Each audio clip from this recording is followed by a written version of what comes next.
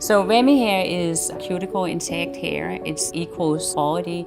A lot of people have tried to explain what Remy hair is, and it's simple, but also there's a lot going into it when you look at what it actually is. The cuticles has to be intact on the hair and aligned in the same direction. That is really what Remy means. The highest quality will always be virgin hair. Bohyme, we have 4, and one of the collection is actually virgin hair. And I would say we got it from the source because Bohyme actually registered this word. I've been working for a couple of generations with Bohyme, so the first generation that I worked with was actually the person, Mr. Hong, that came up with that word.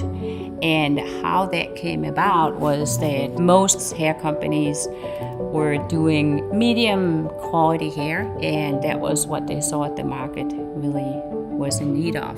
And nobody wanted to do high-end quality hair. So because they were afraid of that, to invest money, and that would be just a very small market. And this is where one of the things that I'm very impressed with. They took the chance and they said, because they believed in that maybe the market wasn't there, but we can create it.